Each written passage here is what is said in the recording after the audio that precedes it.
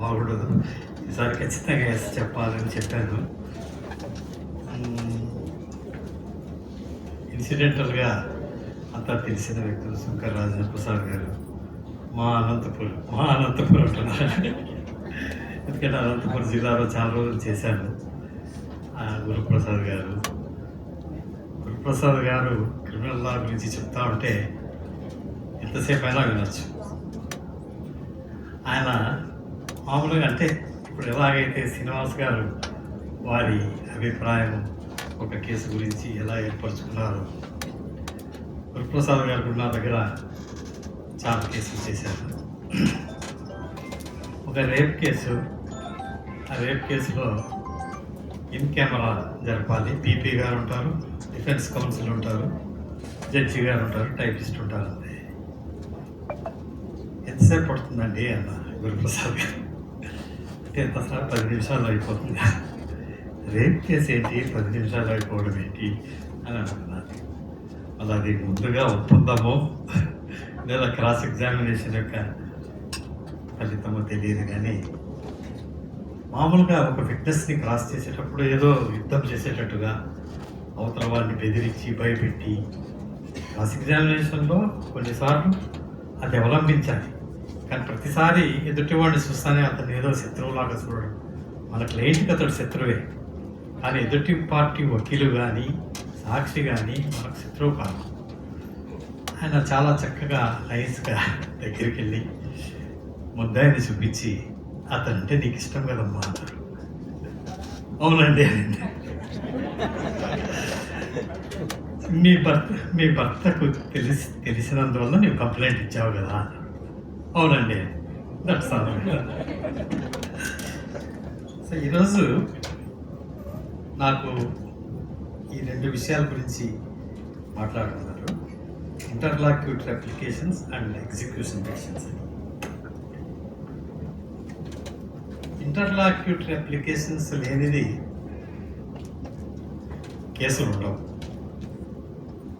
ఒక case file చేస్తే అది తుది తీర్పు రావడానికి 5 ఏళ్ళు 10 ఏళ్ళు పడుతుంది. కాబట్టి ఈ మధ్యకాలంలో ఏదైనా ఇంటర్వ్యూ రిలీఫ్ వస్తేనే మన క్లయింట్కు న్యాయం చేసేది,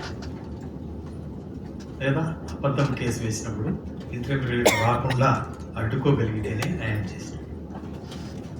సో మొత్తం ఒక సుప్రీంకోర్టు ఒక కేసులో ఏం చెప్పారంటే, ఒకసారి పొరపాటున ఇంటర్వ్యూ రిలీఫ్ వస్తే దాన్ని వికెట్ చేయించుకోవడము దేవుని తరం కూడా కాదు. అది నిజం. ఎందుకంటే ప్రతిసారి ఏదో ఒక కారణం వల్ల వాయిదా పడుతూనే ఉంటుంది.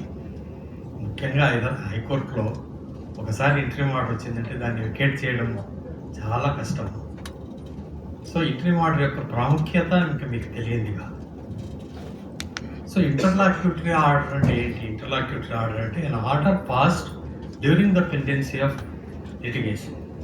Once the main case ends, interlocutory orders, if any, come to an end. ఈ ఇంటర్లాక్యూటరీ order they do not finally decide the rights and liabilities. They are only preliminary to the final adjudication. There are 2 types of interlocutory orders as I see. One type of interlocutory orders are to protect the rights of the parties, to protect the subject matter of the dispute. Another type of interlocutory orders are to assist the parties to prosecute their case properly. మీరు అర్థమైందా నేను ఈ 2 రకాలు అనేది? ఒక attachment before judgement ఉంటుంది, injunction petition ఉంటుంది, receiver appointment ఉంటుంది. ఇవన్నీ కూడా first type of category. These orders are intended to ensure that the rights of the parties, if any, are protected till they are finally adjudicated. ఇంకా another type of interlocutory orders ఏంటైతే ఉన్నాయో, to assist the parties to prosecute their claim, prosecute their case, summoning of witnesses కానీ, receiving of documents, appointment of commissioner, amendment of pleadings, ఇవన్నీ కూడా. So ఏ ఇంటర్లాక్యుటరీ order పొందాలన్నా కూడా ఏం చేయాలి? ఒక మెమో వేస్తే సరిపోతుందా? పిటిషన్ వేయాలి. కొన్నిసార్లు కొన్ని ఉదంతాలు ఏదో ఒక మెమో వేస్తారు, దాని మీద ఏదో ఆర్డర్ పాస్ చేయండి అంటారు. But high court has said that no orders can be pass on memos. So interlocutory అప్లికేషన్కి అఫిడవిట్ వేయాలి. Proof of facts by affidavit అని ఒక రూల్ సివిల్ రూల్స్ ఆఫ్ ప్రాక్టీస్లో. ఎవరు అఫిడవిట్ వేయాలి? Next, whose affidavit is to be filed in support of the interlocutory application? Yes? Applicant. ఒక case పిలిచారు కోర్టులో వాయిదా, అడ్వకేట్ కన్సల్ట్ అడ్వకేట్ టీకని వెళ్ళాడు, లేదా సరే ఆ రోజు నాట్ రెడీ ఏదో వాయిదా వేస్తారులే అనుకుని వెళ్ళాడు. ఆ కేసు డిస్మిస్ అవుతుంది, సూట్ డిస్మిస్ అవుతుంది. ఇది పార్టీకి తెలిస్తే ఖచ్చితంగా అతనికి కొంత డిస్ప్లెజర్ వస్తుంది. సో తెలియడం ఎందుకులే అని అడ్వకేట్ గారు లేదా వారు గుమాస్తారు ఒక అఫిడవిట్ వేసేస్తారు. సో అది రైటా తప్పా? ఎందుకని? రాంగ్. వాళ్ళ పార్టీ కదా ఏదైనా అఫిడవిట్ వేయాల్సింది పార్టీనే కదా. అడ్వకేట్ కానీ అడ్వకేట్ క్లర్క్ కానీ వేయొచ్చా అంటే, ఇది సింగిల్ జడ్జెస్ తీర్పుల్లో డిఫరెన్సెస్ ఉన్నందువలన డివిజన్ బెంచ్కి రెఫర్ అయింది. ఆ రెఫర్ అయిన డివిజన్ బెంచ్లో ఖచ్చితంగా పార్టీ అఫిడవిటే వేయాలని లేదు. పార్టీ అఫిడవిట్ అయినా వేయచ్చు, లేదా అడ్వకేట్ గారి అఫిడవిట్, లేదా క్లర్క్ అఫిడవిట్, లేదా ఇంకెవరన్నా కానీ ఆ విషయం తెలిసిన వాళ్ళు వాళ్ళ అఫిడవిట్ వేయచ్చు అన్నారు. ఈ ఇంటర్లాక్యుటరీ అప్లికేషన్ వేసేటప్పుడు ఏ సెక్షన్ కింద మనం రిలీఫ్ అడుగుతున్నామని చెప్పాల్సిన అవసరం ఉందా? చెప్పకపోయినా పర్వాలేదా? పొరపాటున ఒక రాంగ్ ప్రొవిజన్ కోట్ చేశారు, దానికి శిక్షింపబడాలన్నా? రాంగ్ ప్రొవిజన్ వేశారని The contents of the petition is very important, not a provision of law. Quoting of wrong provision is not fatal అని చెప్పారు సుప్రీంకోర్టు వారు. అదే ఆ ఒక్క కారణం చేతనే డిస్మిస్ చేయడం తగదు అని చెప్పారు. కానీ ఈ జడ్జిమెంట్ ఎప్పుడన్నా మనకు ఉపయోగపడుతుందేమో. 2009 12 SCC 175, mentioning of a wrong provision or non-mentioning of any provision of law not fatal. While executing the power, the court will merely consider whether it has the source to exercise such power or not. కోర్టుకి అధికారం ఉందా లేదా అనేది చూడాలి, కానీ provision mention చేయకపోయినా wrong provision వేసినా తప్పు లేదు. అదే విషయంగా 2015 4ALT పేజ్ 523 అని కూడా ఉంది మన Andhra district. 2015 volume 4 Andhra Law Times page 523. కానీ ఇంకొక కేసులో సుప్రీంకోర్టు వారు చాలా తీవ్రంగా స్పందించి, ఇది it cannot B stretched to observed limits, అంటే పర్వాలేదు ప్రొవిజన్ వేయకపోయినా పర్వాలేదు అనేది ఎక్కువ స్ట్రెచ్ చేయకూడదు. A duty is cast on the parties to properly frame their application and indicate the provision of law applicable for making the application. Even the civil rules of practice law, Rule 54 says, an interlocutory application shall state the provision of law under which it is made and the order prayed for or relief sought in clear and precise terms. So ఈ provision వేసే విషయం ఎంత important అని తెలుసుకోవాలంటే ఒక చిన్న distinction. Commissioner ఏ section కింద appoint చేస్తాం? ఆర్డర్ 26 రూల్ 9 ఏదో ఉంటుంది.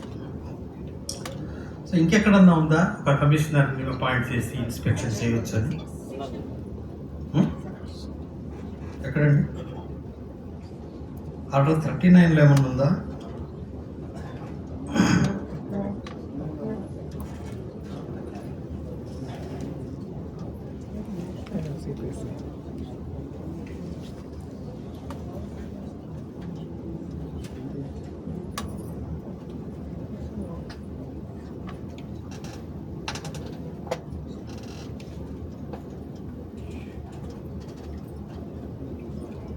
Article 39, Rule 7. C. The court may, on application and on such terms, for all or any of the purposes, may authorize any samples to be taken or any observation to be made or experiment to be tried which may be necessary or expedient for the purpose of obtaining full information or evidence. So, అలా ఒక relief అడిగేటప్పుడు provision of law put చేయడం మనకే advantages. ఒకటి, court కూడా నాకు ఈ provision కింద అధికారం ఉందా లేదా తెలుస్తుంది.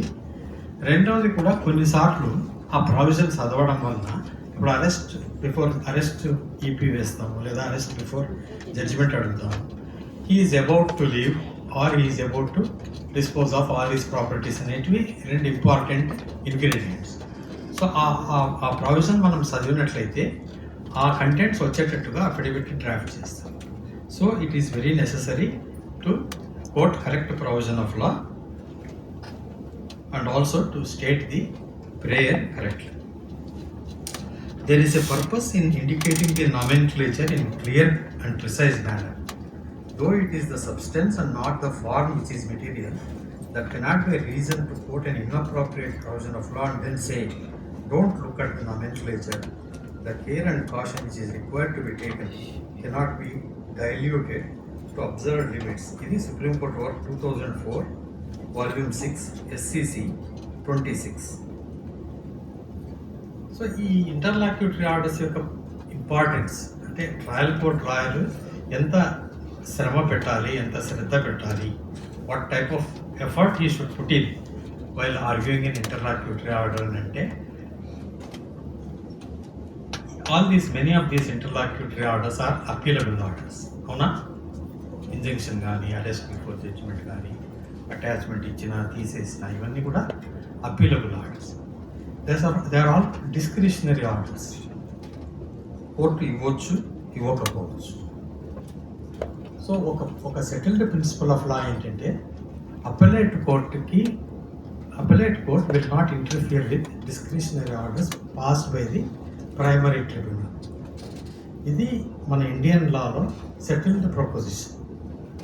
So unless you show that the power is exercised arbitrarily or without jurisdiction, అవేవో 4-5 తప్పులు ఏమన్నా చూపించగలిగితే తప్ప ఫ్యాక్చువల్ అప్రిసియేషన్ జోలికి అప్పలేట్ కోర్టు వెళ్ళకూడదు అనేది ఖచ్చితమైన అభిప్రాయం సుప్రీంకోర్టు కానీ మన హైకోర్టు.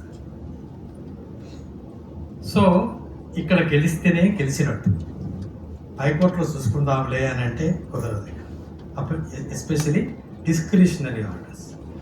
సో దీనికి లేటెస్ట్ జడ్జిమెంట్ ఒకటి రమాకాంత్ అంబాలాల్ చోక్సీ వర్సెస్ హరీష్ అంబాలాల్ చోక్సీ అనే దాంట్లో చాలా కూలంకషంగా డిస్కస్ చేశారు. 2024 INSC neutral citation INSC 913 2024 INSC 913.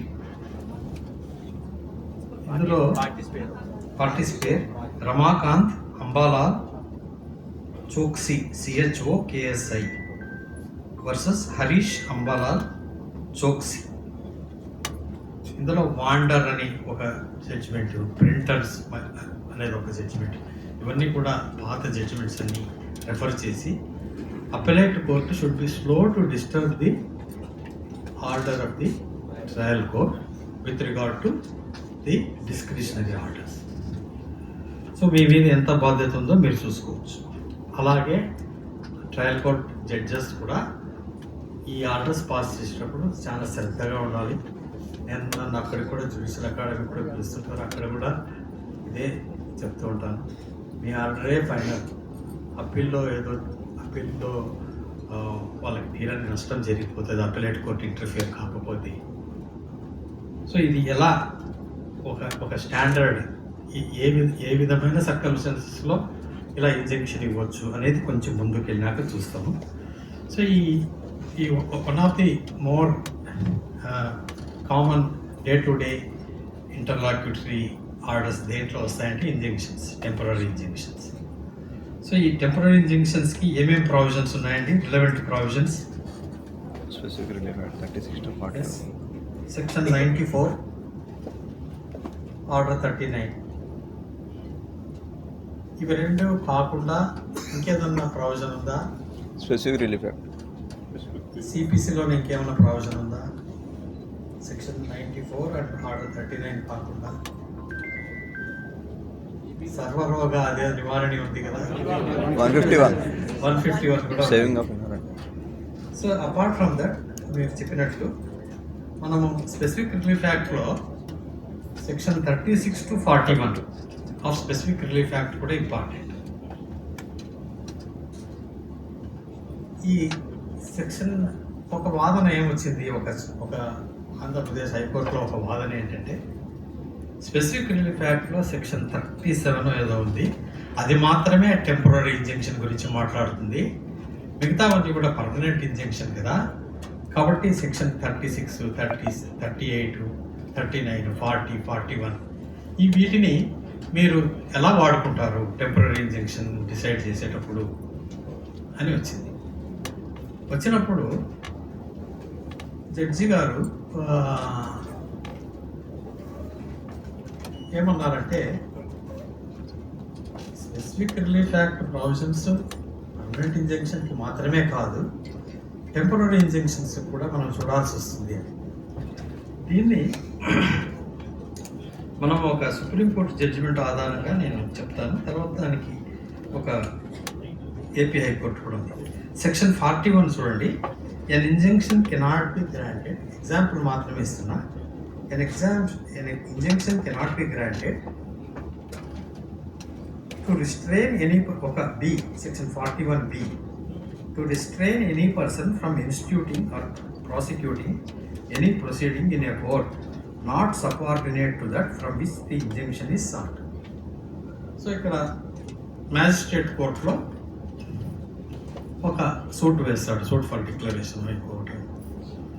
District కోర్టులో ఉన్న ఒక సూట్ని స్టే అడుగుతాడు. ఇక్కడ సరే చిన్న కోట పెద్ద కోట ఇవ్వచ్చా అది వదిలేసేయండి.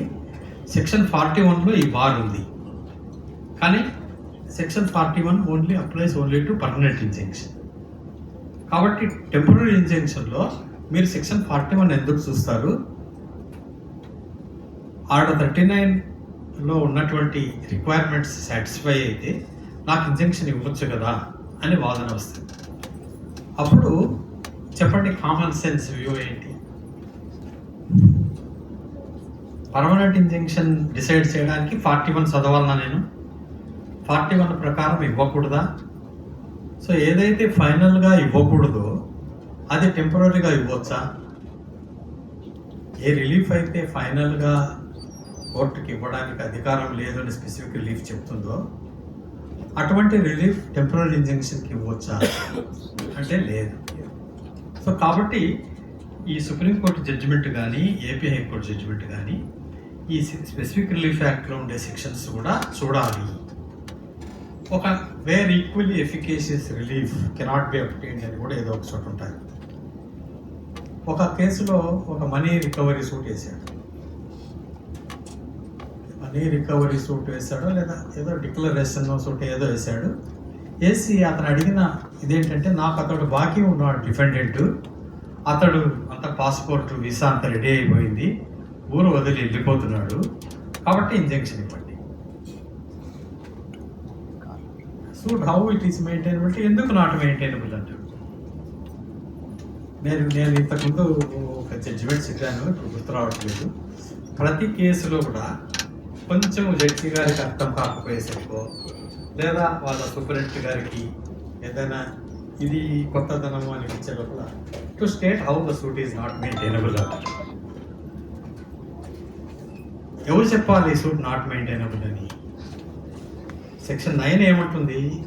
All suits of civil nature are maintainable అంటారు, unless they are barred either by specifically or implied.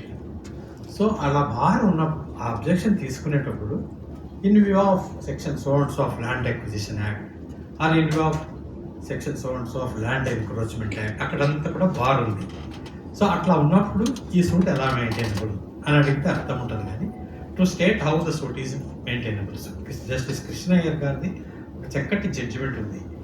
ఇది తీసుకోవాల్సిన అబ్జెక్షనే కాదు అన్నట్టు. సో ఇప్పుడు నేను how the suit is maintainable అని అంటే సేమ్ నాకు క్రియేట్ అయింది ప్రాబ్లం, ఎందుకు కాదండి అన్నాడు. అప్పుడు నేను ఇది తీసా. Then equally efficacious remedy is available. You file a suit for recovery of money, you sue can arrest before judgment లేదా అటాచ్మెంట్ బిఫోర్ జడ్జిమెంట్. అతను పారిపోకుండా అరెస్ట్ అడగండి బిఫోర్ జడ్జిమెంట్, అంతేగాని మనీ రికవరీ సూట్ వేయకుండా అప్రాప్రియేట్ రిలీఫ్ అడగకుండా ఎలా ఇట్లా suit maintains వెళ్ళదు. సో ఇది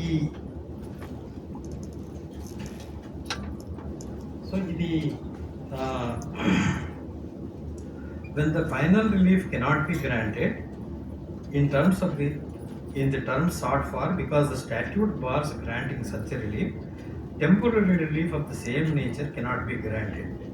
ఇది ఒక constitution based judgement, state of Orissa versus Madan Gopal Rungta RUNGTA 1952 volume 1 supreme court reporter SCR page 28. To illustrate this point, let us take the relief which the bank seeks in the suit. The prayer is that the corporation be restrained by an injunction of the court from presenting a winding up petition under the Companies Act or under Banking Regulation Act. In other words, the bank seeks to restrain the corporation by an injunction of the court from instituting a proceeding for winding up of the bank. There is a clear bar in section 41B against granting this relief. The court has no jurisdiction to grant a perpetual injunction restraining a person from instituting a proceeding in a court not subordinate to it. As a relief ipso facto, temporary relief cannot be granted in the same terms. Interim relief can obviously be not granted also, because the object behind granting interim relief is to maintain status quo ante, so that the final relief can be appropriately molded without the party's position being altered during the pendency of the proceedings. So ఇదంతా కూడా ఇది important decision. ఇది cotton corporation of India limited versus United industrial bank limited. Cotton corporation of India limited versus United industrial bank limited 1983 volume 4 supreme court cases 625. అనేక సార్లు చూసాము judge గారు injection ఇవ్వడానికి సిద్ధంగా లేనప్పుడు కనీసం స్టేటస్ కోని ఇవ్వండి అని అడుగుతాము. జడ్జి గారు ఎస్ స్టేటస్ కో అంటారు. అలా స్టేటస్ కో ఆర్డర్ ఇవ్వడం ఎంతవరకు సబబు?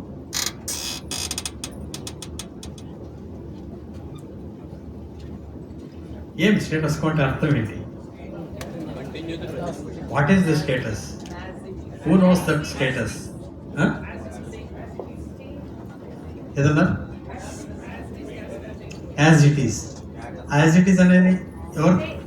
I am the plaintiff. I have filed a suit saying that I am in possession. My counsel asks the court to grant injunction. Injunction ఇవ్వకపోయేసరికి status కొని ఈయన అడగకపోయినా ఒక్కొక్కసారి జడ్జి గారు ఇస్తారు. So what is that status?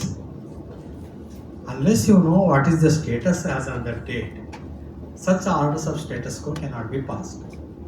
So if both parties come, లేదండి construction ఇంతవరకు జరిగింది అని వాళ్ళు ఒప్పుకుని వీళ్ళు ఒప్పుకుంటే then the court can order status quo existing as on this day can continue. So ఇది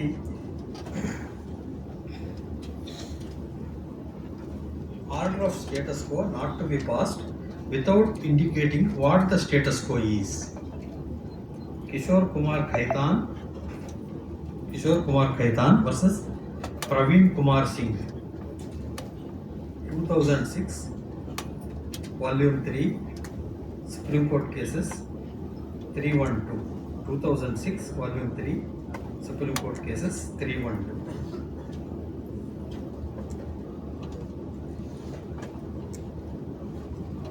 ఈ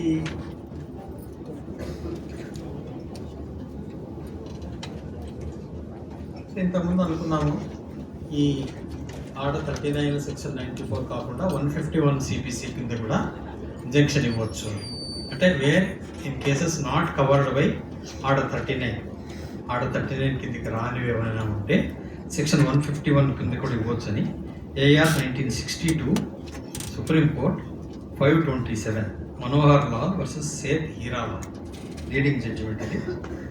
సో 151 కింద కూడా ఇంజెక్షన్ ఇవ్వచ్చు.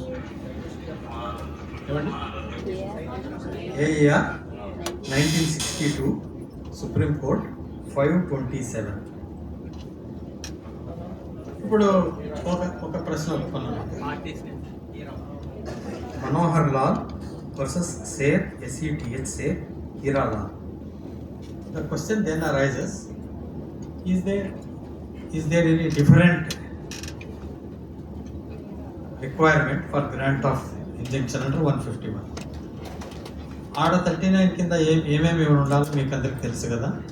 ఏమేమి ఉండాలా? Prima facie case, balance of evidence, irreducible. So 151 కింద ఇంజంక్షన్ ఇవ్వాలన్నా కూడా ఖచ్చితంగా ఇవి చూపించాల్సిందే. అది చూపించకుండా 151 కింద రాదు injunction. So principles governing the grant of injunction and 151 and order 39 R one and the same. మన హైకోర్టుదే ఏఆర్ 2003 ఆంధ్రప్రదేశ్ 254.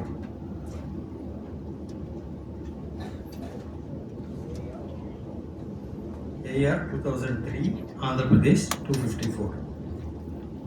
సో ఇందాక చెప్పారు prima facie case, balance of convenience. What is meant by prima facie case?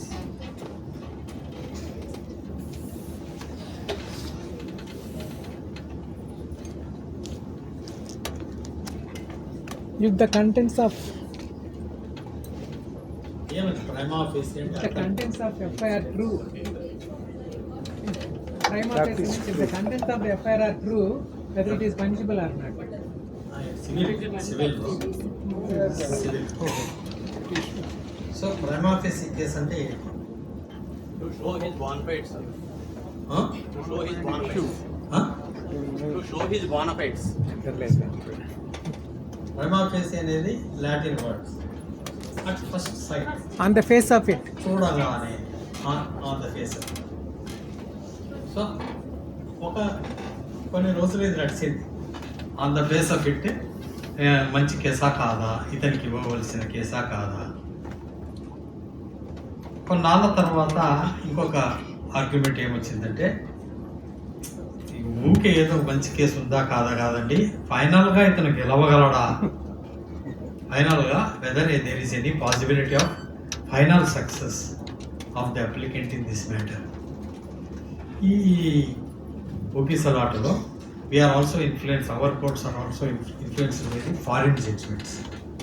So ఒకటి American cyanide అనే కేసులో ఫారిన్లో ఏం చెప్పారంటే అంత లోతుగా అక్కర్లేదండి, పైన చూసేసి ఆర్గ్యూయబుల్ కేస్, గుడ్ ఆర్గ్యూయబుల్ కేస్ ఉంటే చాలు అని అన్నారట. గుడ్ ఆర్గ్యూయబుల్ కేస్ అని ఏముంటుంది? ఇష్యూ ఎలా అరైజ్ అవుతుంది? Affirmed by one party, denied by the other party. It is an arguable case. So అంత సింపుల్గా కష్టము అని మళ్ళా మన హైకోర్టు, మన సుప్రీంకోర్టు వారు అది అమెరికన్ సయనైడ్ అని ఏదో ఉంది కేసు, అది రెఫర్ చేస్తూ కూడా కేవలం ఆర్గ్యూబుల్ కేసు కాదు, పూర్తిగా 100% ప్రూఫ్ చేయాల్సిన కేసు, 100% ప్రూఫ్ ఆ కేసులో పెట్టాల్సిన అవసరం కూడా లేదు. కానీ ఒక reasonable basis for the claim అంటే ఇది అతను ప్లేంటిఫ్ ఇది ఒక స్టాండర్డ్ ఏమన్నదంటే denied if it other side deny చేయకపోతే ఇది నిజమా, ఇతను చెప్పేదంతా ఒప్పుకుంటే అదర్ సైడ్ డినై చేయకపోతే మనం కేసుని యాక్సెప్ట్ చేయవచ్చా అనేది ఒక స్టాండర్డ్. ఇతను చెప్పేదే నమ్మలేకపోయినప్పుడు, అంటే అదర్ సైడ్ రాలే ఇంకా, ఇతను చెప్పేదే నమ్మలేనప్పుడు అది ఫైనల్ ప్రైమా ఫేసి కేసు కాదు. ఇది ఒక స్టాండర్డ్. సో ఒక రీజన్, నాది పొలము, ఏమి ఆధారం ఉంది పొలం అనడానికి? ఏదో passbook, title deed, third party affidavits, ఏదో ఒకటి. సో ఆ ప్రైమా ఫేసి కేసు అనేది అట్ ఫస్ట్ సైట్ అనే దానికంటే ఎక్కువ, గుడ్ ఆర్గ్యూబుల్ కేసు అనే దానికంటే ఎక్కువ ఉండాలి. 100% ప్రూఫ్ ఉండక్కర్లేదు ఇన్ బిట్వీన్. ఒక్కొక్కసారి ప్రైమా ఫేసి కేసు ఉండదు కానీ ఇర్రిపేరబుల్ లాస్ జరిగిపోతుంది. అంటే ఇది నాది స్థలము అని నేను ప్రూవ్ చేయలేకపోతున్నాను కాబట్టి ప్రైమా ఫేసి కేసు లేదు. కానీ అవతల వాడు చూస్తుండగానే కన్స్ట్రక్షన్ కట్టేసినాను, అప్పుడల్లా అబ్జెక్ట్ చేయకుండా ఈ తీరా ఫినిషింగ్కి వచ్చినప్పుడు అతను అబ్జెక్ట్ చేశాడు. సరే, అతన్ని అబ్జెక్ట్ చేశాడంటే అతన్ని చెప్పడంలో కూడా అతను నాది అంటున్నాడు, అది కూడా కొంత నమ్మదగ్గ పరిస్థితి ఉంది. కానీ ఇతడి దగ్గర ఇతని నాది అని చెప్పే ఎవిడెన్స్ ఏమీ లేదు, మెటీరియల్ ఏమీ లేదు. So prima facie case not made out. So prima facie case not made out అయినప్పుడు ఇర్రిపేరబుల్ లాస్ ఉన్నా, బ్యాలెన్స్ ఆఫ్ కన్వీనియన్స్ ఉన్నా అతనికి ఇంజెక్షన్ ఇవ్వడానికి లేదు. ఇది మంచి జడ్జిమెంట్. ఇది AR 2010 supreme court 296. It is equally well settled that when a party fails to prove prima facie case to go for trial, question of considering the balance of convenience or irreparable loss and injury to the party concerned would not be material at all. If that party fails to prove prima facie case, it is not open to the court to grant injunction in his favor, even if he has made out a case of balance of convenience in his favor. Kashimath Sansthan అని, Kashimath Sansthan versus Srimad Sudhindra Tirtha Swami, AR 2010 supreme court, page 296.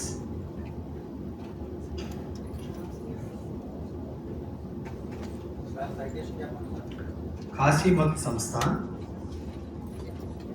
Versus Srimad Sudhindra Tirtha Swami, probably Tirupati అనుకుంటా ఇది.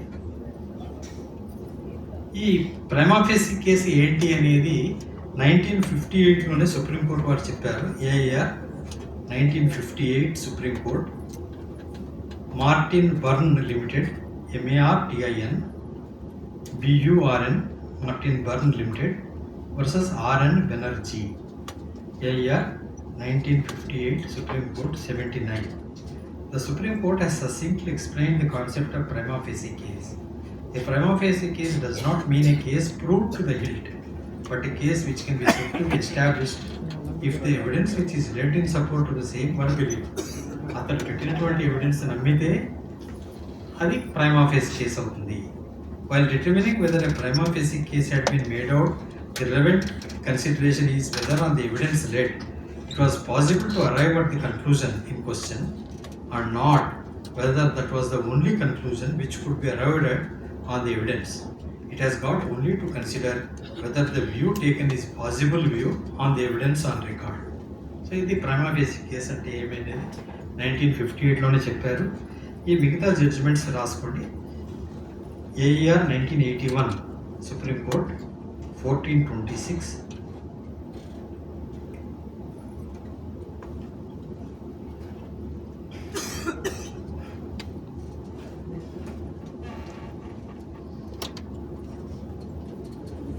దల్పత్ Kumar versus Prahlad Singh,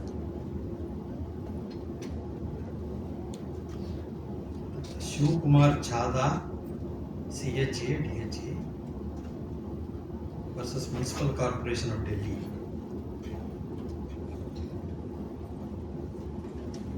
Gujarat bottling company,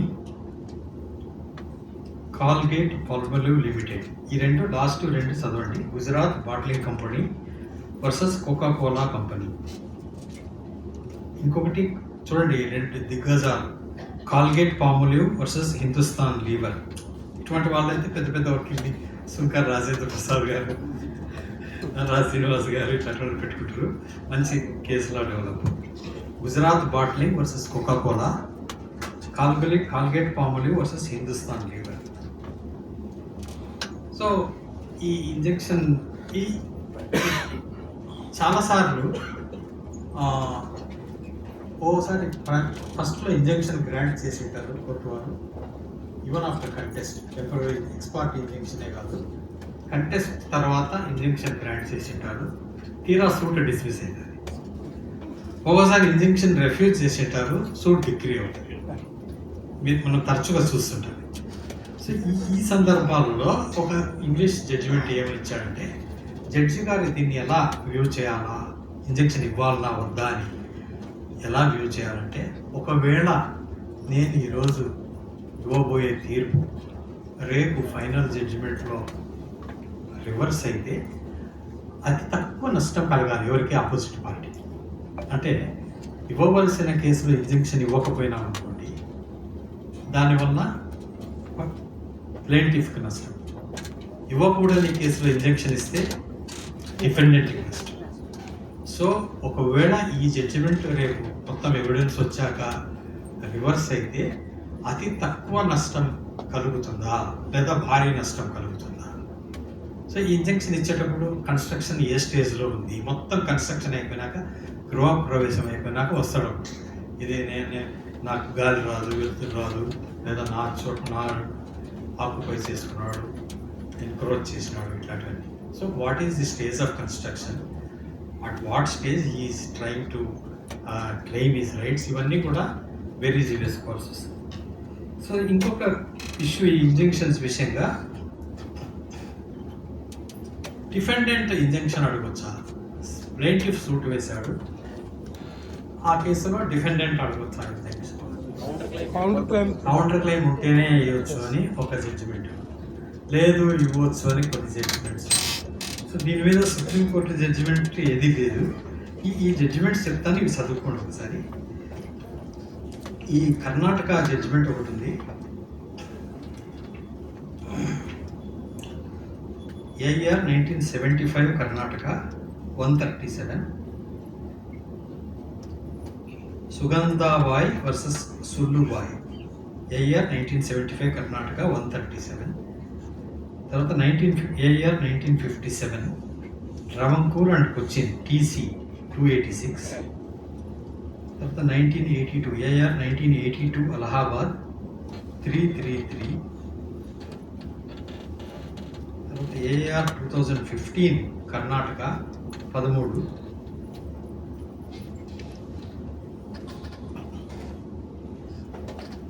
Andhra Pradesh high court అదే counter claim ఉంటేనే అనడానికి 1987 2 Andhra Law times 630.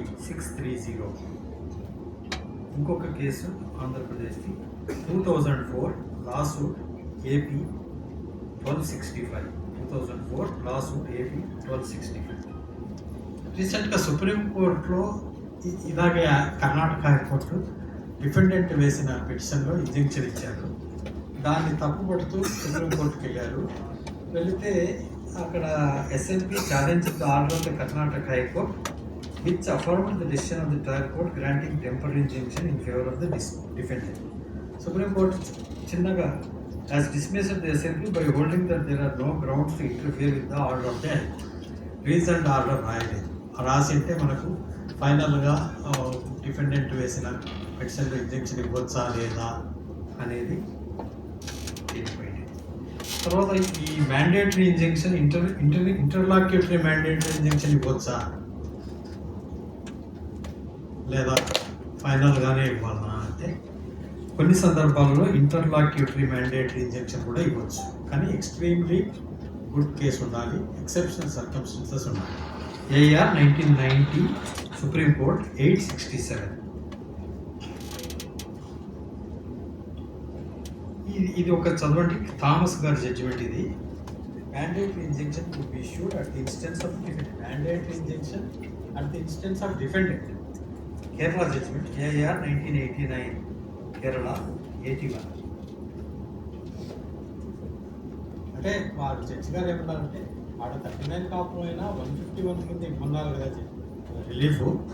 అలా ప్లెయింటిఫ్కి 151 ఇచ్చేటప్పుడు డిఫెండెంట్కి ఎందుకు ఇవ్వకూడదు అన్నట్టుగా రాసుకుంటూ వచ్చారు. It's a good judgment, please read that. అదే కేరళలో మళ్ళీ ఇంకొకటి, defendant cannot seek remedy under order 39 rule 1C but can claim relief under section 151. ఇది కూడా చదవండి. హంసా వర్సెస్ జార్జ్, ఇవి రెండు కూడా కేటీ థామస్ గారు గారి.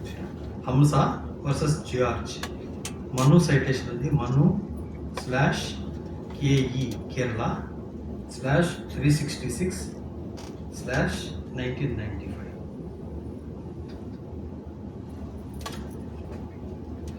So this is all about injunction.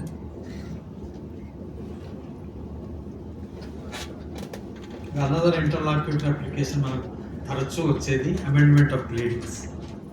దీని మీద landmark judgement latest 2022 SCC online supreme court 11/28 life insurance corporation of India versus Sanjeev builders private limited.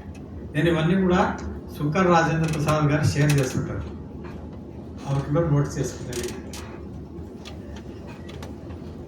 So next we come to ఇంకా వేరే తరచు డే టు డే ఎవ్రీడే ప్రాక్టీస్లో అడిగేటువంటి interview relief ఏంటి చెప్పండి.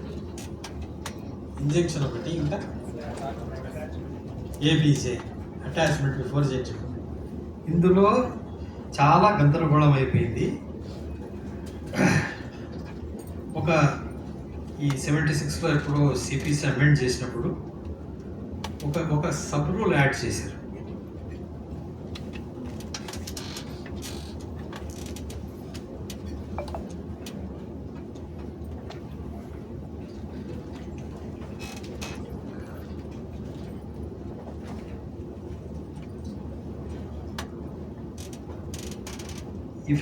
If an order of attachment is made without complying with the provisions of sub-rule 1 of this rule, such attachment shall be void. Sub-rule 1 ఏమంటారంటే where at the stage of at any stage court is satisfied by affidavit or otherwise that the defendant with intent to obstruct or delay is about to dispose of, is about to remove, court may direct the appointment within a time to be fixed. దీన్ని అంటే article 1లో ఏం చెప్పారంటే ఎప్పుడైతే court వాళ్ళు satisfy అవుతారో, ఇతను ఊరిడిచిపెట్టిపోతున్నాడని కానీ, లేదా ఊరిడిచిపెట్టి కాదు తన ప్రాపర్టీని డిస్పోజ్ ఆఫ్ చేస్తున్నాడని కానీ, జ్యూరిస్డిక్షన్లో నుంచి తీసేస్తున్నాడని కానీ సాటిస్ఫై అయినప్పుడు ఈ రిలీఫ్ ఇవ్వచ్చు అని ఉంది కదా. రిలీఫ్ ఇచ్చేటప్పుడు ఏమన్నారంటే కోర్ట్ మే డైరెక్ట్ అతన్ని to furnish either to furnish security ఇవ్వని కానీ, లేదా to produce and place at the time of the court when required the said property, or to appear and show cause why you should not furnish security. So అది ఆ procedure follow కాకపోతే void అవుతుంది అని sub rule. ఈ sub rule 4 add చేసినప్పటి నుంచి ఒక controversy వచ్చింది. అంటే ఫస్ట్ నోటీస్ ఇవ్వకుండా ఉంటే అసలు అటాచ్మెంటే ఇవ్వకూడదు, లేదా నోటీస్తో పాటు conditional issue notice, defendant is directed to furnish security for rupees so and so within 24 hours, failing which the అమీన్ ఈస్ డైరెక్టెడ్ టు అటాచ్. అంటే ఆ 24 గంటలు వెళ్ళిపోతే అతను what happens to the rights of the plaintiff? That is not the object. So దీని విషయంగా ఒక 1888లోనే ఒక జడ్జిమెంట్ వచ్చింది, లోట్లీకర్ వర్సెస్ లోట్లీకర్ అని.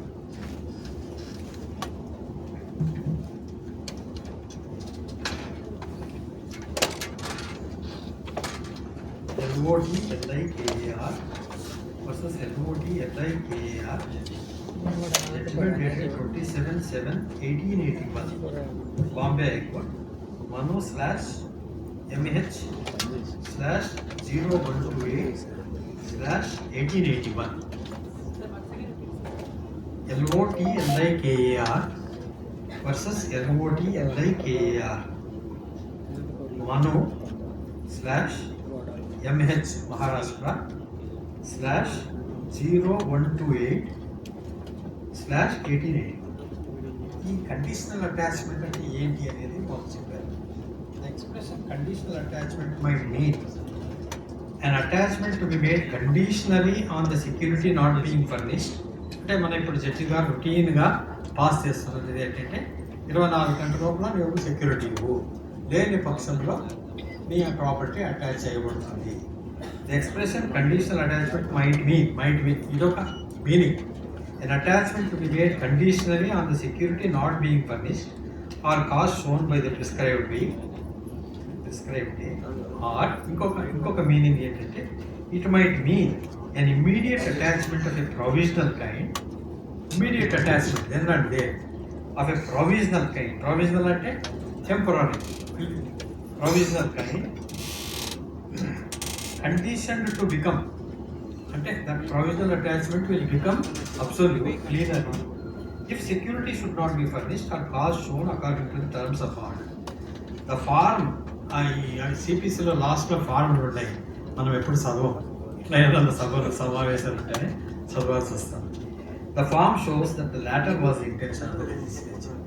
సో లెజిస్లేచర్కి ఇంటెన్షన్ ఏంటంటే ఫోర్త్ విత్ అటాచ్మెంట్ ఇవ్వచ్చు, అట్ ది సేమ్ టైం అతన్ని he should be called upon to furnish security, failing which that attachment will become absolute, it will become plenary. ఇది ఎంత క్లిష్టమైన ఈ ప్రావిజన్ ఎంత క్లిష్టమైనదో మన ఏపీ హైకోర్టులో 4 డివిజన్ బెంచెస్ దీన్ని తీర్మానం చేయాల్సి వచ్చింది. ఎవరీ టైం ఏదో ఒక జడ్జి గారు డౌట్ పడడం, రెఫర్ చేయడం. So at least 4 division bench judgements వచ్చాయి. ఫస్ట్లో అంటే ఇవి అనవసరం, మీరు నోట్ చేసుకోవద్దు. Mahindra versus Mahindra financial services limited versus Talamandla Durga Goud అనే దాంట్లో order directing the defendant to show cause and also simultaneously issuing direction to the bailiff to attach the property is contrary to law. So show cause notice ఇవ్వడము, అదే టైంలో conditional attachment ఇవ్వడము తప్పు అని అంటారు ఈ జడ్జి గారు. కానీ ఈ మామిడాల సురేష్ బాబు వర్సెస్ తిరుమల శెట్టి కృష్ణమూర్తి, అది కూడా 2006లోన court has jurisdiction to order conditional attachment simultaneously with notice to furnish security or to show cause for not furnishing security.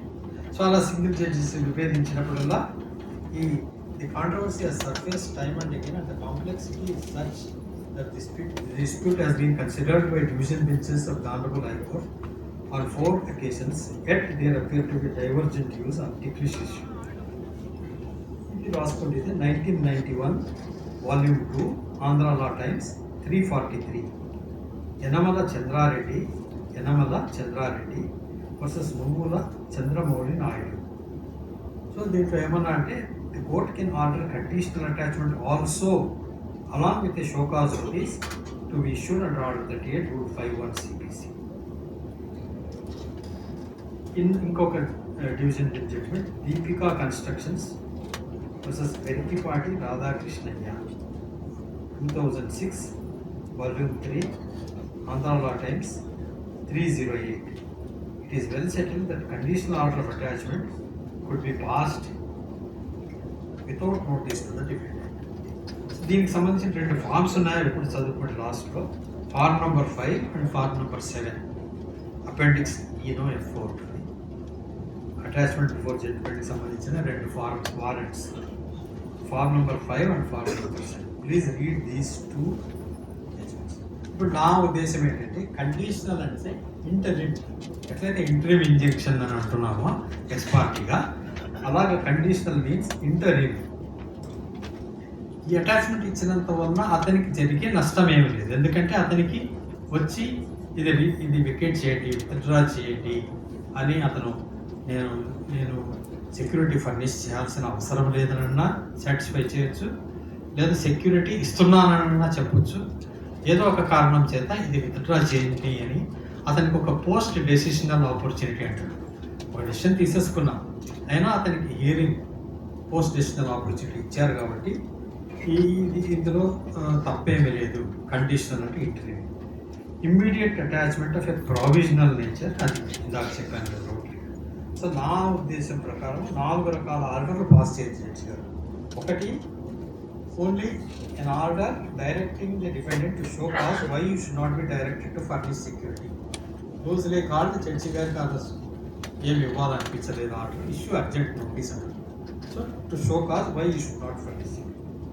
Second type of order is directing the defendant to furnish security for the suit. Third is court can pass an order directing the defendant to furnish security and a direct attachment on failure to furnish security. ఇందాక చెప్పాను 24 గంటల లోపల కట్టకపోతే last order which is in my opinion appropriate order. The court అంటే satisfy అయితే అతను బాకీ ఉన్నాడు, ఇతను ప్రాపర్టీ అమ్మ చూస్తున్నాడు లేదా వేరే jurisdiction తరలిస్తున్నాడు అన్నప్పుడు the court may also pass an order of conditional attachment of the property in the first instance itself while calling upon the defendant to furnish security or to appear and show cause why he should not furnish security. కానీ ఆ calling upon sub rule 4 ప్రకారం అతన్ని పిలిచి security ఇవ్వండి అని అడగకుండా మాత్రం attachment ఇస్తే అది వాయిడ్ అవుతుంది.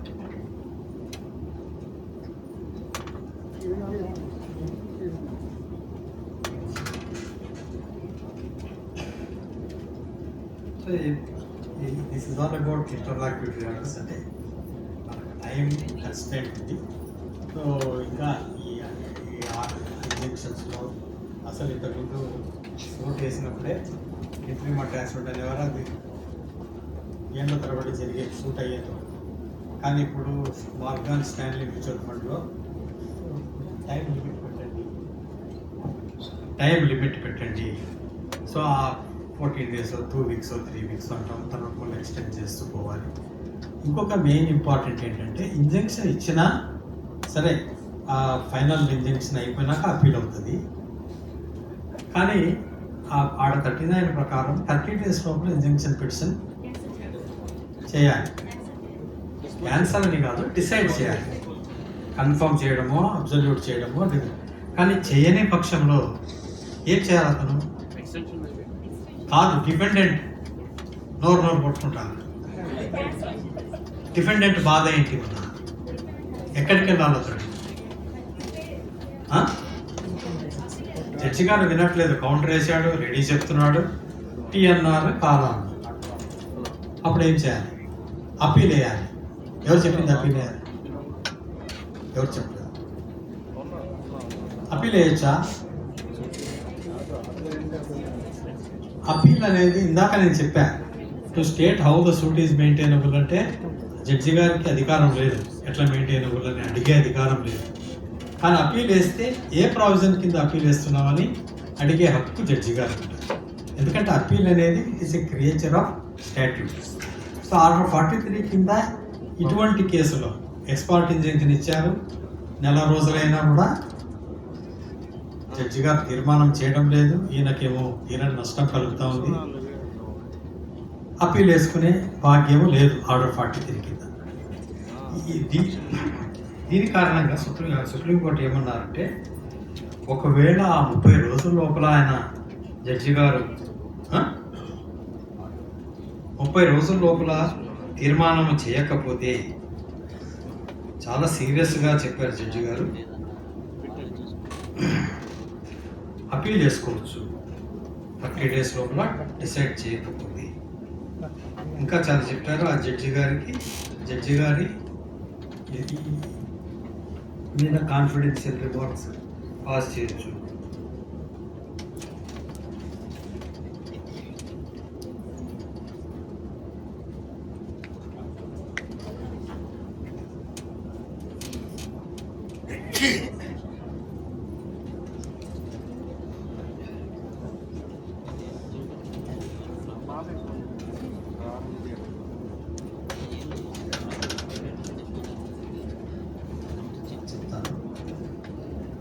సో అది it's a serious matter. So within 30 days it should be disposed. ఇంకా ఈ ఎగ్జిక్యూషన్ పిటిషన్స్ వచ్చేసరికి కొన్ని ఆస్పెక్ట్స్ ఉన్నాయి. ఈ ఒక మోడ్ ఆఫ్ ఎగ్జిక్యూషన్ సెక్షన్ 55 ఏదైతే What are the different modes of execution? Arrest to attachment.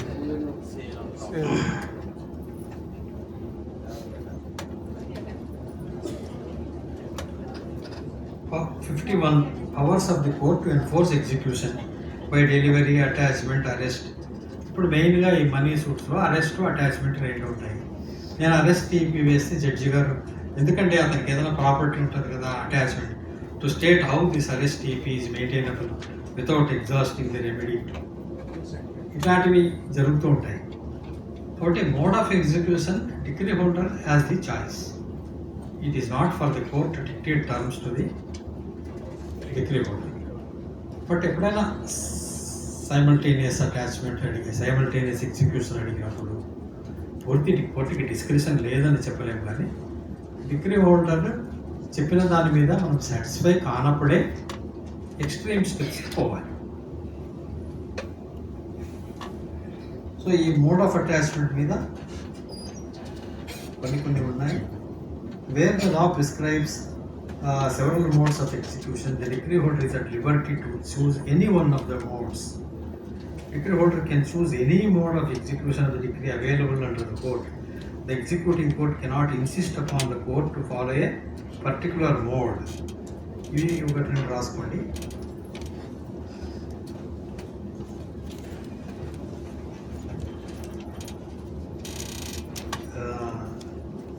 ధర్మ వేణమ్మ వర్సెస్ సుబ్రహ్మణ్యం మందడి, Manu/AP 013/2009. ఇంకొక judgement 2007 volume 2 Andhra Law Times page 8.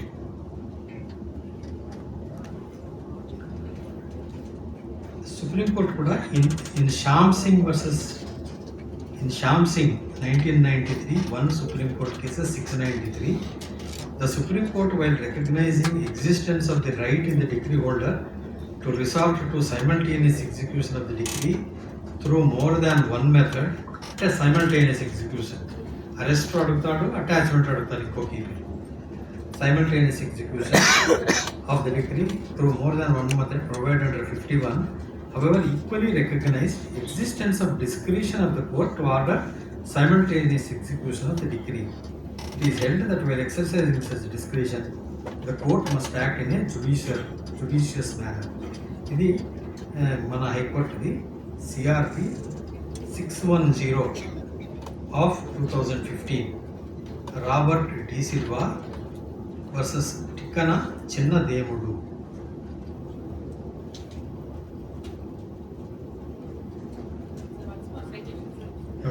2007, ఇదే CRP 610 of 2015.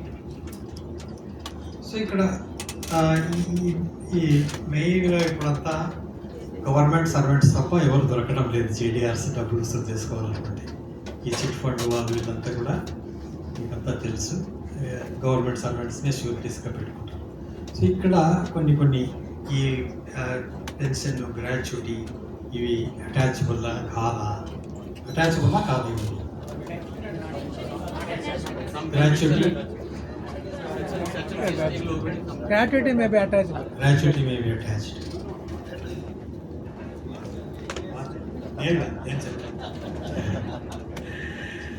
There was one Jyothi chit fund case ఏదో ఉంది. కృష్ణయ్య గారు ఏం చెప్పారంటే గ్రాట్యుటీ అనేది ఆ అధికారి ఎవరైతే డిస్బర్స్మెంట్ ఆఫీసర్ ఉంటాడో అతని దగ్గర ఉన్నంత వరకు అటాచబుల్ కాదు, కానీ once it reaches the beneficiary, అంటే నా అకౌంట్లో పడిపోయింది అనుకోండి, అప్పుడు అటాచ్ చేయవచ్చు అన్నారు. ఆ జడ్జిమెంట్ అలా ఉన్నప్పటికీ తర్వాత జడ్జిమెంట్స్ అన్నీ కూడా లేదు, గ్రాట్యుటీ ఎక్కడ ఉన్నా కూడా ఏ ఫార్మ్లో ఉన్నా కూడా ఇట్ కెనాట్ బి అటాచ్డ్.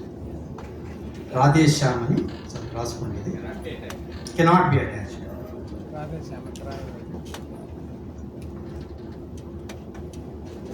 ఎందుకంటే మన దగ్గర అటాచ్ ఏదండి అదే 1993 1 Supreme Court cases 693. అది mode of execution discretion of court గురించి అది 1993 1 SCC 693. ఇప్పుడు ఈ గ్రాట్యుటీ గురించి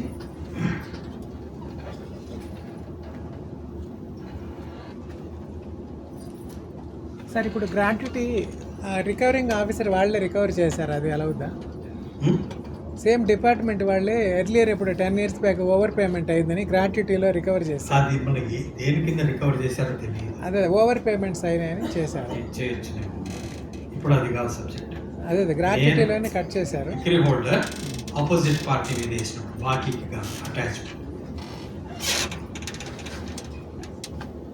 ఇది ఒకసారి రాసుకోండి.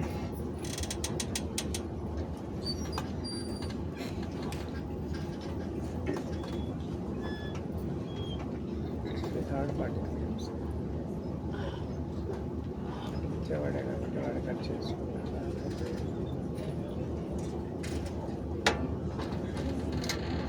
Radhe Shyam Gupta versus Punjab national bank 2009 1 ALD Andhra legal decisions 79 supreme court.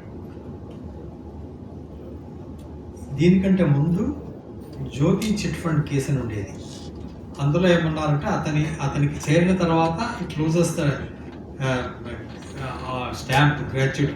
నిజంగా కూడా నా దగ్గర ఒక 10 లక్షలు ఉంటుంది, గ్రాట్యుటీ కూడా పడుతుంది, 20 లక్షలు పడుతుంది దాంట్లో. How do you differentiate once that amount is credited to my account? How can it be distinguished? 20 లక్షలు గ్రాట్యుటీ, 10 లక్షలు ఇది, మళ్ళీ ట్రాన్సాక్షన్ జరుగుతాయి. కానీ now the present position according to Radheshyam Gupta is gratuity cannot be attached. It is held that even after the retirement benefits such as pension and gratuity had been received by the appellant, they did not lose their character and continued to be covered by Proviso G to Section 61, and that except for the decision in the Jyoti Chit Fund and Finance case, where a contrary view is taken, the consistent view taken thereafter support the contention that merely because of the fact that gratuity and pensionary benefits had been received by the appellant in cash, they could be attached. గొప్ప మానవతావాది ఎవరు? కృష్ణయ్యర్ గారు. కానీ కృష్ణయ్యర్ గారు జ్యోతి chit fund కేసులో అతని అకౌంట్లో పడంగానే attach చేయొచ్చు అన్నారు. సో ఇప్పుడు ఈ latest judgement of the justice Vijay గారిది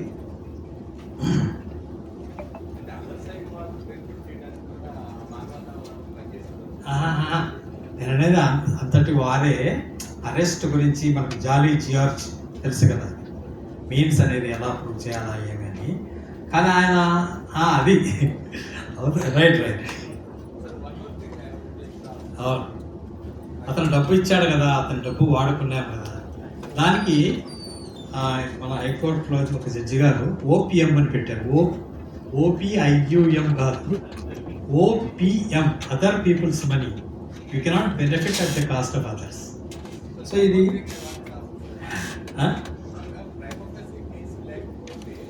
ఏదన్నారు? అవును, ప్రైమాఫేసీ కేసు అంటే మీ వాదన ఏంటో వినిపించాలి కదా కోర్టు వారికి. వేరే వాళ్ళ ప్రాపర్టీలో మీరు కట్టేసి నాకు ఇర్రిపేరబుల్ లాస్ అవుతుందంటే.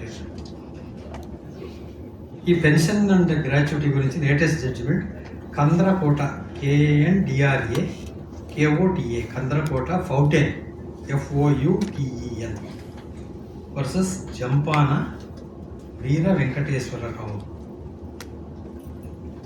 Judgement dated 3/2/2025. His lordship justice N. Vijay. ఈ జ్యోతి చిట్ ఫండ్ కేసు అన్నాను కదా, కృష్ణయ్యర్ గారిది AR 1976 supreme court 1163. AR 1976 supreme court 1163. ఆ రాధేశ్యామ్ గారి 2009 1 supreme court cases 376.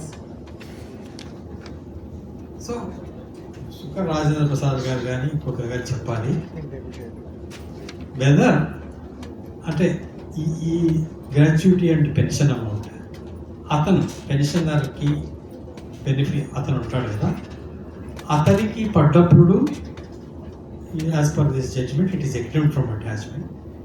So whether there is any difference when the recipient is not the pensioner but his legal representatives?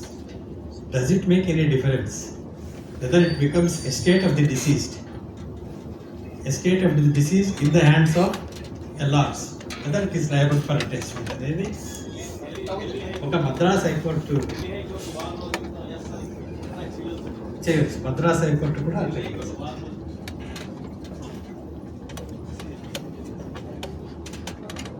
ఇది ఒక మద్రాస్ హైకోర్టుకి ఒకటి రాసుకోండి. Satyabhama SATHIYABAME Satyabhama versus Palaniswami 2004 1 MLJ 43. So ఇంకా అరెండర్ లీవ్ సరెండర్, అందుకే నేను నా సర్వీస్లో ఎన్ని అటాచ్మెంట్ బిఫోర్ జడ్జ్మెంట్ వేసినా కూడా ఇది గ్రాట్యుటీ అమౌంట్ ఉన్నా కూడా వాళ్ళు రాయడం అరెండర్ లీవ్ సరెండర్ అనే రాస్తారు. Satyabhama SATHIYABAME versus Palaniswami PALANISAMY 2004 1 MLG 43. దీని ప్రకారం ఎగ్జామ్షన్ ఉంది అని. Even in the hands of LRs, under leave surrender amount can be attached. 2018 4 Andhra Law Times 628. Voluntary retirement benefits అంటే అది it is liable for attachment. 1990 voluntary VRS benefit are not exempted from attachment అని 1993 2 Andhra Law Times 393. Arrears of salary not exempt from attachment. Arrears of salary, Supreme Court judgment 1952 1 volume 1 Supreme Court report SCR 765. So this is about arrest attachment of property. ఇంకా permanent injunction degree ఏదైతే ఉందో అది దానికి limitation లేదు. చాలామంది అది కూడా 12 years అయిపోతే రాదేమో అని ఒకటి, లేదా ఒకసారి డిఫెండెంట్ ఇంటర్ఫియర్ అవుతాడు అతని మీద ఒక ఈపీ వేస్తాము, అది లేదులేండి నీ జోలికి రానులేండి అంటాడు, FS అయిపోతుంది. కానీ మళ్ళా అతనే కానీ ఇంకొకరు కానీ మళ్ళా ఇంటర్ఫియర్ అయితే ఆల్రెడీ FS అయింది కదా, ఎలా ఈపీ మెయింటైన్ అవ్వాలంటే లేదు, ఇట్ ఈస్ ఎగ్జిక్యూటబుల్ అని సుప్రీంకోర్టు. సరస్వతి దేవి అని దీంట్లో అన్ని డిస్కస్ చేశారు. SARA SWATI Saraswati Devi versus Santosh Singh 2025 INSC 715 2025 latest judgment INSC 715. ఈ పర్మనెంట్ ఇంజంక్షన్ డిగ్రీ హోల్డర్ యొక్క వారసులు అమలుపరచుకోవచ్చా, జడ్జిమెంట్ లెటర్ యొక్క వారసుల మీద అమలుపరచవచ్చా అంటే దీని మీద ప్రభాకర్ ఆడిగా అని AR 2017 సుప్రీంకోర్టు 1061. ఈ మధ్య ఎగ్జిక్యూషన్ పెటిషన్స్ మీద పడ్డారు సుప్రీంకోర్టు వాళ్ళు. 6 నెలల లోపల ఈపీలు అయిపోగొట్టారు అన్నారు. అది 6 months లోపల అయిపోకపోతే ఆఫీసర్ యొక్క పర్సనల్ ఎక్స్ప్లెనేషన్ అడగమన్నారు. 6 monthsలో నోటీస్ సర్వ్ కావు, మళ్ళీ ఎంత ఇంప్రాక్టికల్గా ఈ చదవండి. But order Rahul Shah versus Jitendra Kumar Gandhi 2021 volume 6 supreme court cases 418. దీన్నే మళ్ళీ జోగీందర్ సింగ్ అనే కేసులో, పెరియమ్మాల్ అనే కేసులో, లేటెస్ట్ వచ్చేసి 2025 SCC ఆన్లైన్ సుప్రీంకోర్టు 507. ఇప్పుడు ఇందులో ఈ డైరెక్షన్స్లో ఒక్క డైరెక్షన్ చాలా యూజ్ఫుల్ అనిపించింది. రాహుల్ షా కేసులో 42.8 The court exercising jurisdiction under 47 under Article 21 CPC must not issue notice on an application of third party claiming rights in a mechanical manner. 47 పడంగానే ఇష్యూ నోటీస్ వస్తాయి. వాడు కౌంటరు, మనకి మంచి కేసు ఉన్నా కూడా కౌంటర్ 10 వాయిదాలు, ఆర్డర్ చెప్పడానికి 10 వాయిదాలు. చాలా మెకానికల్గా ఇస్తున్నాము. So court can reject the petition అనేది అర్థం. 42.8 తర్వాత రూల్ 22 నోటీస్ 2 ఏళ్ల కంటే ముందు, 2 ఏళ్ళు దాటితేనే రూల్ 22 నోటీస్ అనుకుంటారు. వితిన్ 2 years కూడా ఇవ్వచ్చా అంటే సుప్రీంకోర్టు ఇవ్వచ్చు అన్నారు. సుప్రీంకోర్టు కాదు, మన AP high court, Jharkhand 2003 2 Andhra Law Times page 13, AR 2016 Jharkhand page 80. ఎందుకంటే కారణాలు రాయాలి, చట్టం వద్దంటుంది, అవసరం లేదంటుంది. జడ్జి గారికి ఇవ్వాలనుకున్నప్పుడు కారణాలు రాయాలి. AR జార్ఖండ్ వచ్చేసి AR 2016 జార్ఖండ్ 80, ఆంధ్ర హైకోర్టు వచ్చేసి 2003 2 ఆంధ్ర లా టైమ్స్ పేజ్ 13. ఈ అరెస్ట్ చేసేటప్పుడు JDR ఎదురుగానే మీన్స్ ఎంక్వైరీ జరగాలి. జస్ట్ లైక్ మనం క్రిమినల్ కేసెస్లో కూడా శిక్ష పడుతుంది కాబట్టి ముద్దాయి సమక్షంలోనే ఎవిడెన్స్ తీసుకోవాలంటాం కాబట్టి మీన్స్ ఎంక్వైరీ కూడా JDR ప్రెజెన్స్లోనే తీసుకోవాలి.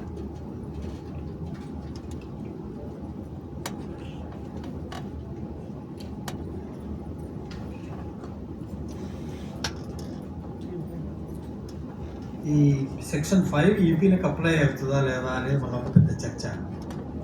సెక్షన్ 5 ఆర్డర్ 21లో ఉన్న ఏ సెక్షన్కి అప్లై కాదు, కానీ రూల్ 105 106 ఉంటుంది కదా, ఎక్స్పార్టీ ఆర్డర్, ఎక్స్పార్టీ డిస్మిసల్, దానికి సెక్షన్ 5 అప్లై అవుతుందని ఏపీ హైకోర్టు జడ్జిమెంట్. అమెండ్మెంట్ ఉంది, ఈ high court amendment, section 5 is applicable. So ఇది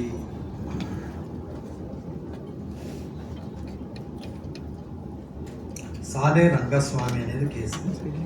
AR 2009 Andhra Pradesh 134, AR 2010 Andhra Pradesh 19 case. Lastly claim petition, our perception is no claim petition is maintainable after sale is concluded. కానీ ఒక AP high court judgement claim petition can be filed even after confirmation and even after termination of EP. AR 1983 Andhra Pradesh 335. Surprisingly, this judgment has been approved by the Supreme Court in AR 2008 Supreme Court 2069. So this is in brief about interlocutory applications and execution petitions. If you have any, yes. So AR 2008 Supreme Court 2069. చెప్పండి.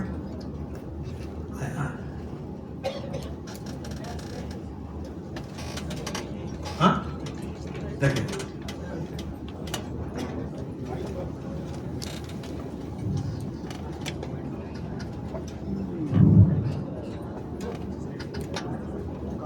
Bank అకౌంట్ని attachment పంపించారు.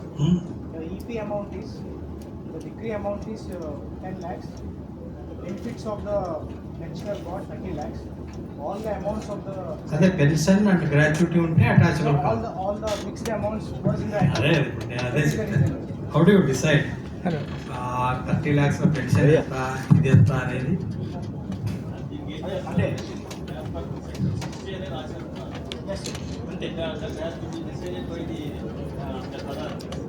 అంటే అంటే బ్యాంకుకి తెలియదు కదా.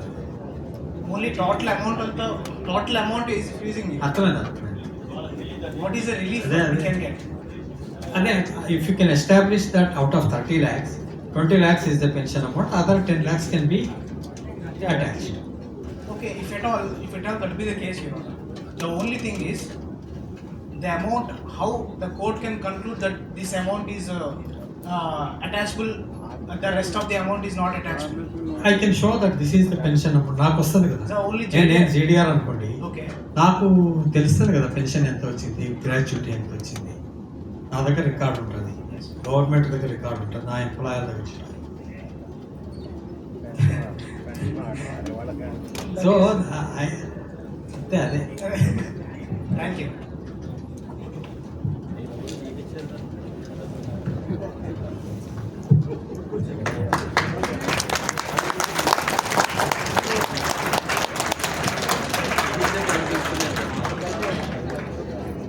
ఈరోజు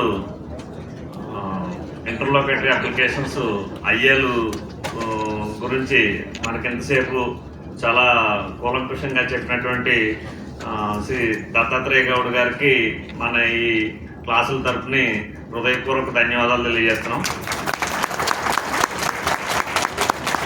ఇప్పుడు వారికి హైకోర్టు అడ్వకేటు, అదే రకంగా ఐలు రాష్ట్ర office bearer Shri why Ramesh గారిని వచ్చి పుస్తకాన్ని బహుకరించవలసిందిగా కోరుతున్నాం.